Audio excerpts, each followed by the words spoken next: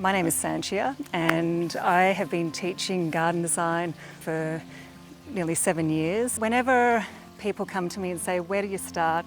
I always say, sit outside, drink cups of tea in your backyard or your front yard and just observe. So you're looking at which areas get the sort of hot afternoon sun, which areas have the cooler morning sun, and just identifying these areas in your garden is really sort of helping you narrow down which plants can go into your garden. So when I meet with clients, often I ask them to get a sheet of paper and just write down everything that they would love in a garden. You might want a frog bog or a space to sit on a sort of sunny day. So write it all down, and then what we do is draw a mud map.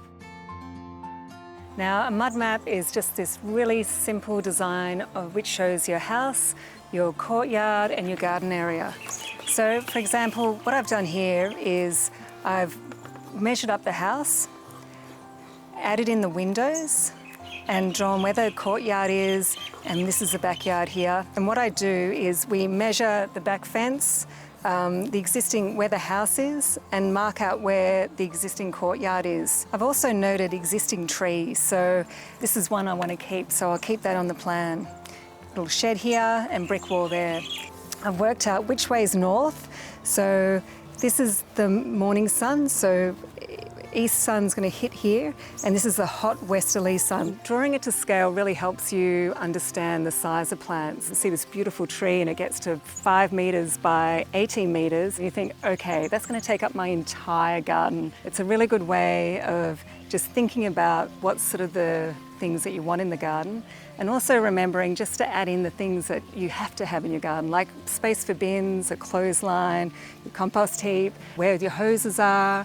I think about designing and creating a garden in stages, so I don't want to just think, all right, I've got to do it all at once. I'll just work on those areas that I can see outside my window or the areas that I hang out in. So some people work really well on paper, but other people just need to get out in the garden. And this is where we grab a hose and we get out in the garden and we use the hose to create curves or straight lines.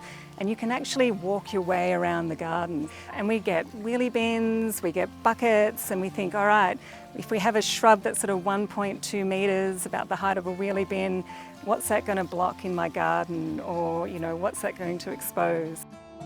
If you don't know where to start, go to your local Indigenous nursery and they will help you. They often have display gardens, so you can see how they've grouped plants. You can buy tube stock, which is like really cheap, so you can create a garden on a budget. A garden doesn't have to be this sort of picture perfect, sort of expensive project. Some of the most beautiful gardens I've visited are people who have bought tube stock from your local Indigenous nursery and then just used found objects, and someone's cut down a tree and you bring a log home and that's a lizard habitat. You don't finish a garden in a weekend. Gardening is this beautiful journey, and this is probably why I'm still in garden design and gardening, and I'm always discovering things.